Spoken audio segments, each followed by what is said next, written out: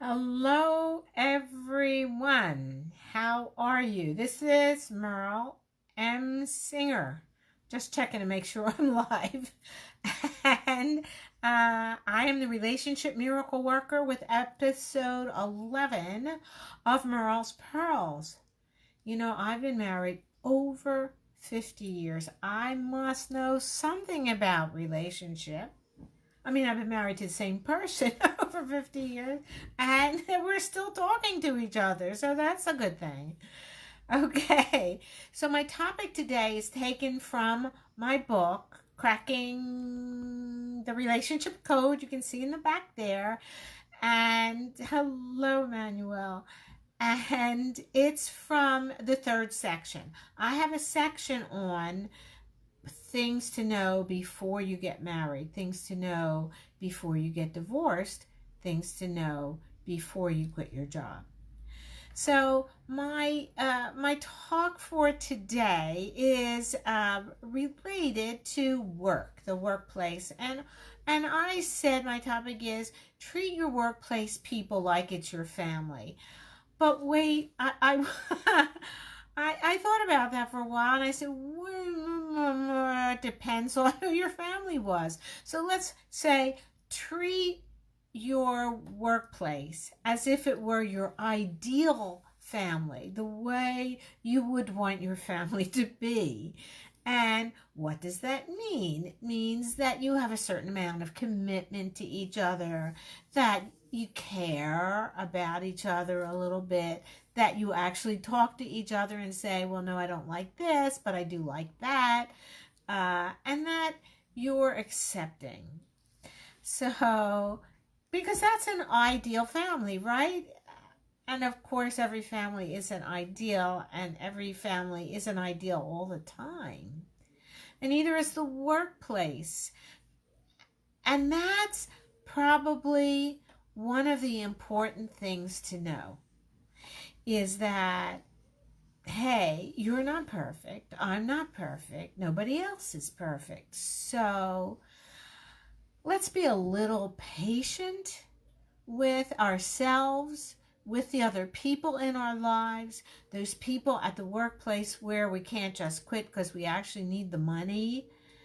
And it's just like when you were 10 and you can't actually, well, some people do, but mostly you realize you're probably better, in most families, you're better off staying there at least till you get to be 18 or can earn money on your own. So that's kind of where we are. When you are patient and compassionate, first of all, with yourself, second of all, with every other person in your life, then you got a better shot of going with the flow. So, but I think it's really important.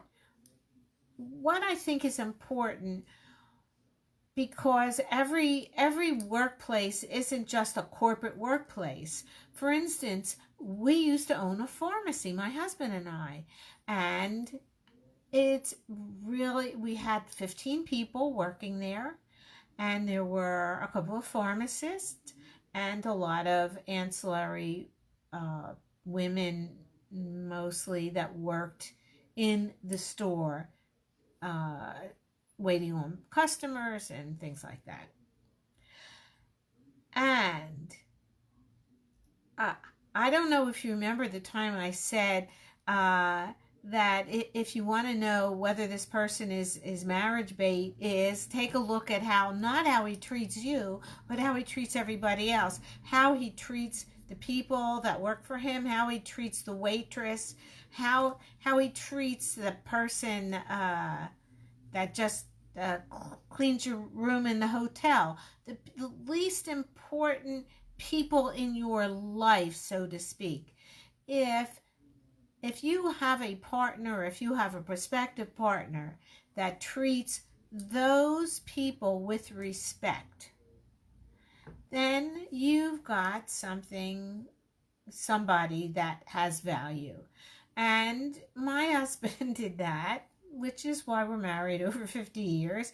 And when he was the boss in the pharmacy, he treated everyone with respect and with compassion. And if they needed to leave early for a doctor's appointment, that was okay, as long as they were covered without, or to get somebody else to cover for them. Those that kind of respect for other people's lives, instead of getting so wrapped up in yourself, well, I'm the boss, or I'm, the spouse, or whomever. If you get wrapped up in who you are and what your problems are, to the extent that people that interact with you don't count, we all do that sometimes. Every once in a while, there's so much tension involved that when you have to have a sense of survival first before you can bring all the other people in your lives with you, so that you can all not just survive. It's not, no, we want to be able to thrive. So whether in the workplace, whether you're the boss, whether you're the employee, it's important to treat other people with respect. It's important to realize that other people, even those people that may be a pain in the neck, those people that wouldn't be your first choice, that's the part that's very much like your family, because there are people in your family that you wouldn't necessarily choose as a friend, but they're in your family and you have to deal with them. They're at work, so you have to deal with them. So you might as well have a sense, come from the understanding of what makes them tick, and help them to the extent that you can, so that things run more smoothly. And if there are people that you can't help, that they're not open at all to anything, then you avoid them as much as you can. That's and if you have other ideas about that, write me, let me know, because I'm interested in everybody else's experience as well in the workplace.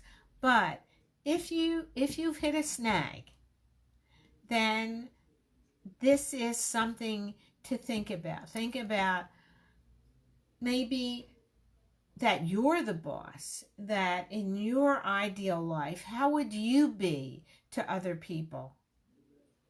And, well, I'm going to say be that way, but it depends on how you would be. If you would conk everybody on the head if you were boss, maybe that's not a good idea. But, so be compassionate with yourself. Allow yourself to get angry once in a while. But pretty much, if you have nothing to say nice, probably you don't have to say anything. And be patient and compassionate with the people around you. If you can help somebody else that needs help, it tends to make you feel better about yourself. They tell you that to do charitable work and stuff, but you can help people right in your own workplace. They don't have to be a charity case. They can just be somebody else that's in your life that could use extra little compliment, an extra little help, that if you put yourself in that mode of helping those people around you, it takes you out of the impatient mode that we tend to be in. So that's my word for the day. I will see you next Monday at 8 o'clock. And don't forget to get my book and write a review on it. And I'll see you then. Take care. Bye.